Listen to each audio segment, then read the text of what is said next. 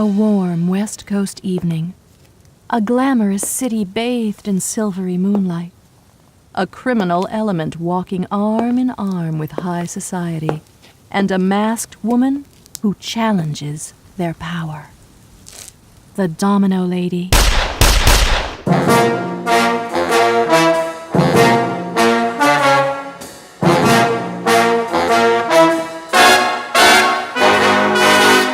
Tonight's episode, All's Fair in War. April 1935.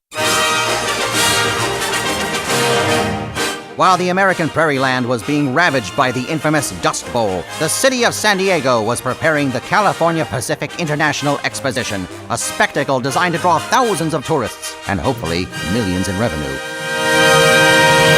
The opening ceremonies would commence in a matter of weeks. Final preparations were becoming frantic, and city accountants increasingly nervous. I simply can't wait for the exposition to begin, Mr. Mayor. This is so exciting. Miss Patrick, I assure you that the California Pacific International Exposition will surpass all your expectations.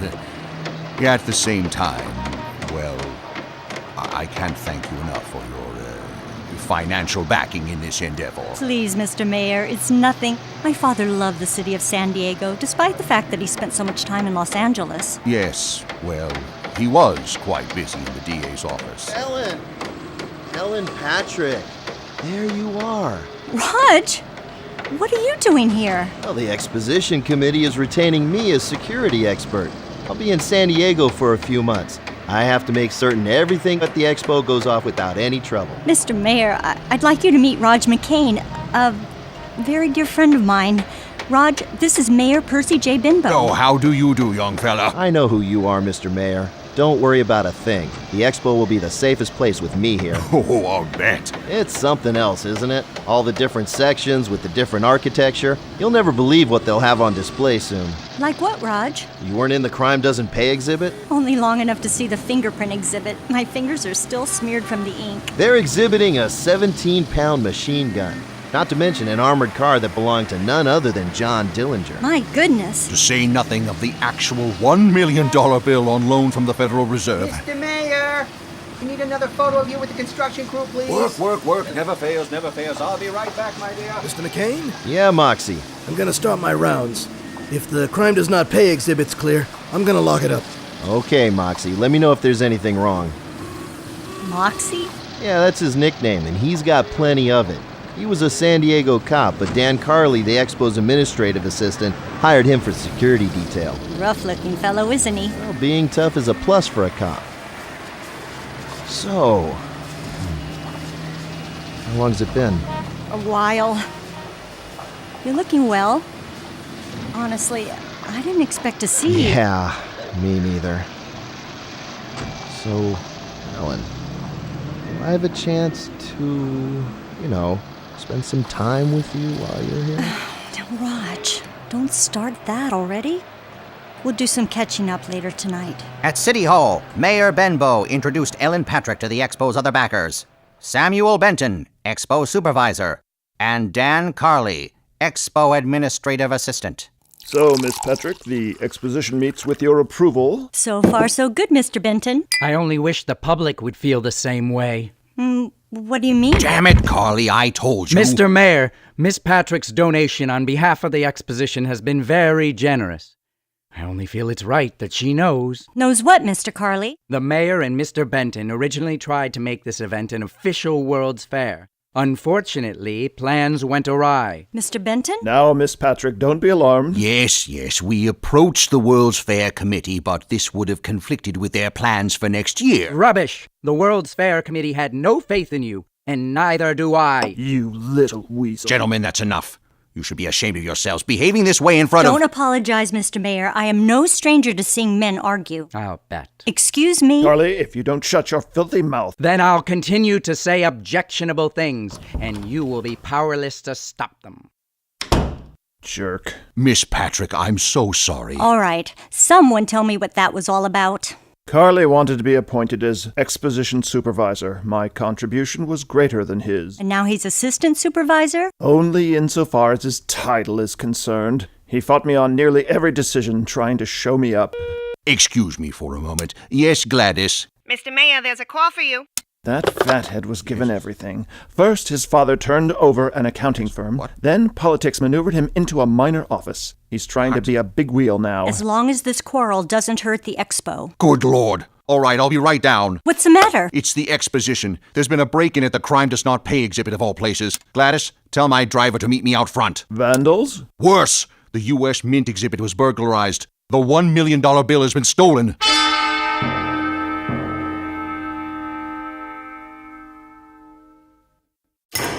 So that's how it plays out, Mr. Mayor. Someone knew the exhibit layout pretty well. They walked in here, apparently smashed the display case, and left through the rear of the building. Sergeant, you're saying the thief just walked right out of the fairgrounds? But how? Yes, workers making final preparations. You'd think someone would have noticed. Sorry, sir, but someone picked a good escape path. Wasn't anyone in charge of security? That would be me, Sergeant. Raj McCain, private detective. What a joke. Oh, Raj, please don't blame yourself. Well, then who should I blame? I was supposed to make sure everything was safe. Well, why don't you try blaming the thief? Hell, Ellen. You know what I mean. Perhaps we had better talk with you, son. God, what will we do now? I don't know, Sam. What is it now? That $1 million bill was on loan from the Federal Reserve. We offered a bond for half of its value as insurance. This could ruin the expo before it even begins. Don't worry, Mr. Mayor. We'll get it back somehow.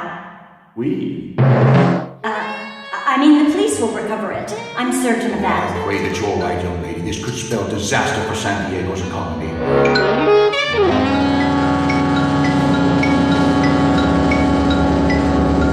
Several hours later, Ellen Patrick retreated to her penthouse, high atop the tower suite of the El Cortez Hotel. Ellen, what will happen to the exposition if that $1 million bill isn't recovered? I honestly don't know, Dottie. Mayor Percy believes that the Federal Reserve will call them on the bond, and that could cripple the fair. My goodness.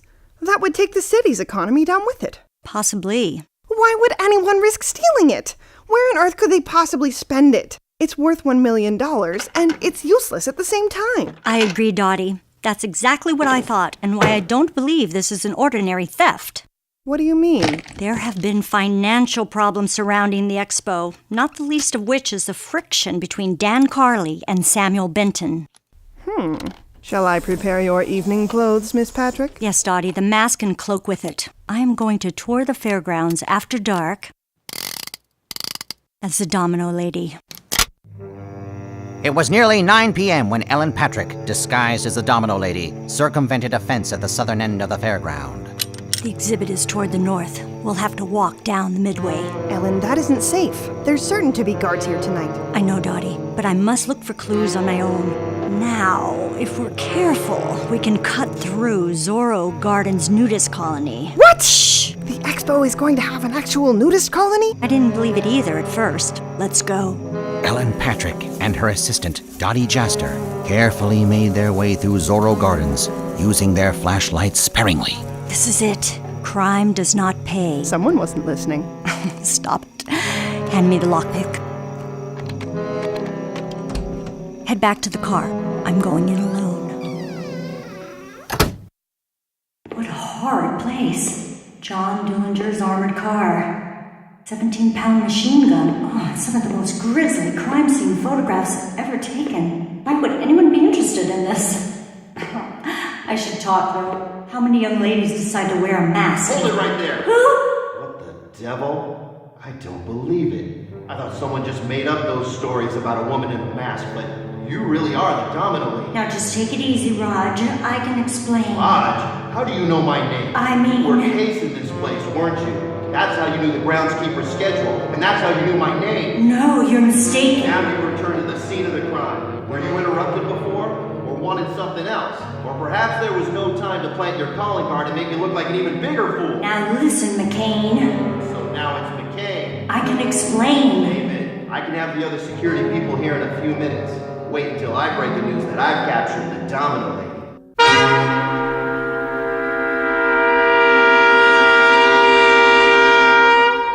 You're listening to The Domino Lady, All's Fair in War, brought to you by Saucy Romantic Adventures.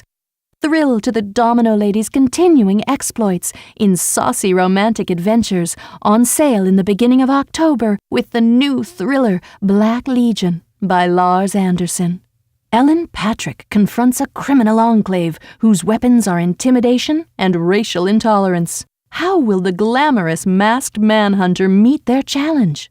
Read Black Legion by Lars Anderson in the October issue of Saucy Romantic Adventures, available somewhere under your druggist's counter. Except in New York City. Shh. Don't move, Domino Lady. I can blast you before you take another step. Okay, well, I can blast you before you take another step. Okay, I can still blast you even now. Kiss me.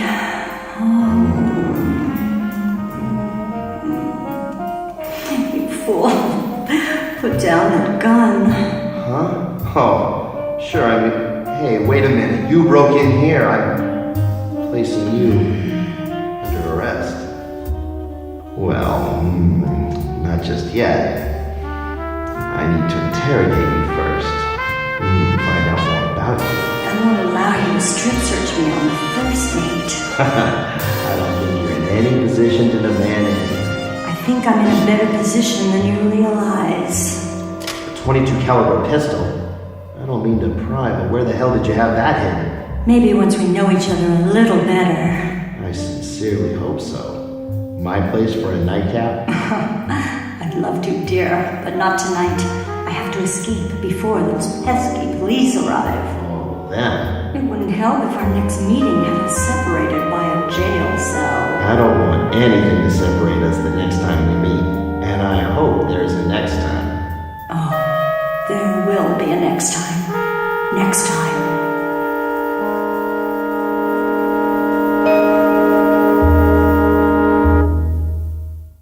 Later that evening in an elegant townhouse, Assistant Supervisor Dan Carley thumbed through a newspaper while a uniformed man paced the floor. Well, this should create quite a row. News of the alleged theft is already in the late edition. You've done well in quelling my fears. What do you mean, Mr. Carley? To accomplish the occasional unsavory task, one must depend upon unsavory people. Naturally, you... I've told you once before, Mr. Carley, and I'll tell you one last time. Don't you dare get smart with me. You got the bill, and you better have my fee.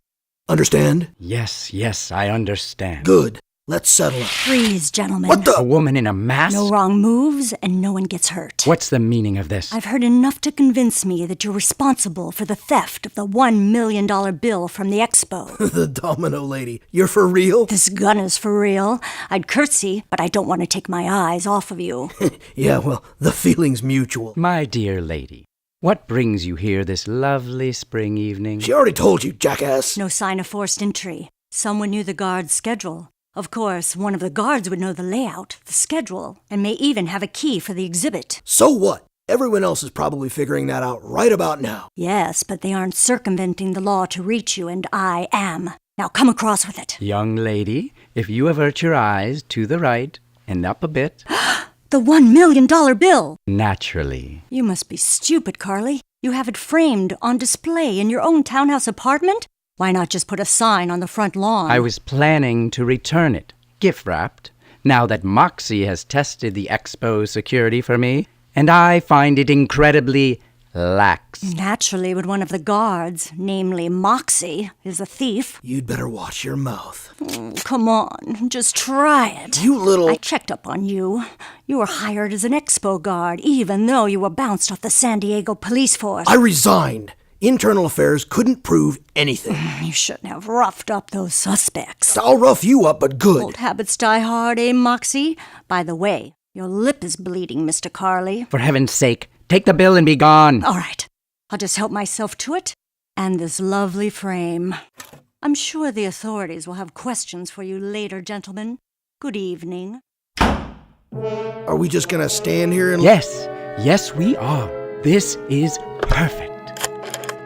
Foolish amateur. She might become a threat if she survives much longer. Yes, police. This is Dan Carley, 418 Novice Street. The Domino Lady was here. She tried to extort money from me in exchange for the $1 million note.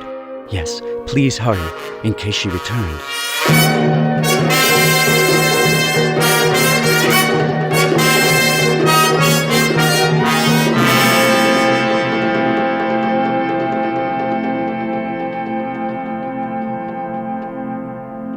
The following morning in the lobby of the El Cortez Hotel, Ellen Patrick and Dottie Jaster stood aside as reporters swarmed around the man of the hour, Private Detective Raj McCain. So that's it, boys. I got a telephone call telling me where to retrieve the $1 million bill. I suppose the Domino Lady thought it was too hot to hold on to after Mr. Carly phoned the police. Maybe she knew you were on her trail. That guy wouldn't be chasing after a dame like her. Now hold it, fellas, hold it.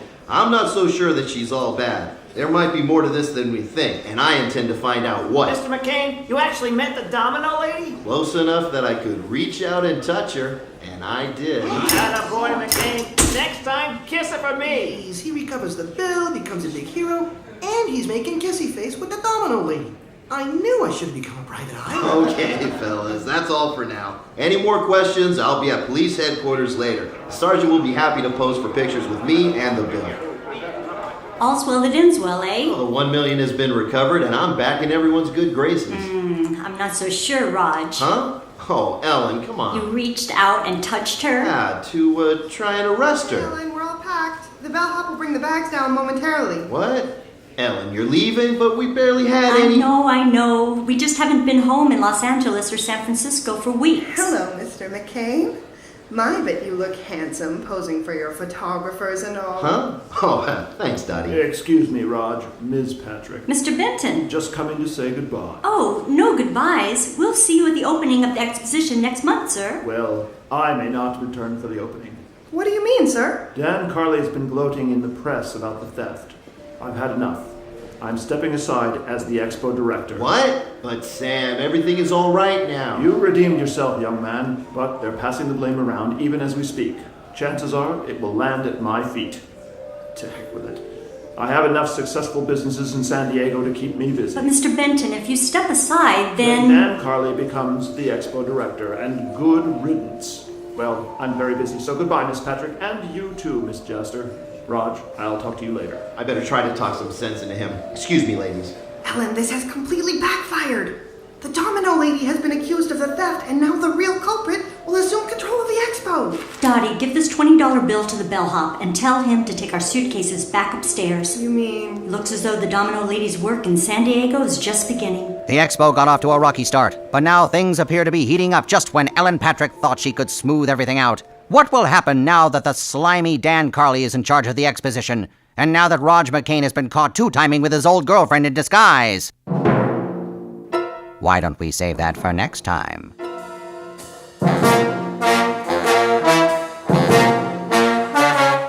The Domino Lady, All's Fair in War, featured Karen Stilwell as Ellen Patrick, the Domino Lady, Peter Carini as Raj McCain, Mandy Brown as Dottie Jaster, Kevin Donnelly as Moxie, Peter Papadopoulos as Dan Carley, Bill Chessman as Samuel Benton, Lance Roger Axt as Mayor Bembo and your narrator, and Christine Marshall as your announcer. Additional roles were portrayed by the members of the Pulp Adventures Acting Company. The script was written by Rich Harvey and featured characters created by Lars Anderson. Recorded at Broken Radio Studios, San Francisco, California. Post-production by the Audio Comics Company. Special thanks to Piper Payne and Matt Boudreau at Broken Radio Studios, Tom Spingola, and C.J. Henderson. The Domino Lady, All's Fair in War, is an audio comics pulp adventure, directed by Lance Roger Axt. A warm West Coast evening. A glamorous city bathed in silvery moonlight. A criminal element walking arm in arm with high society. And a masked woman who challenges their power. The Domino Lady. To be continued.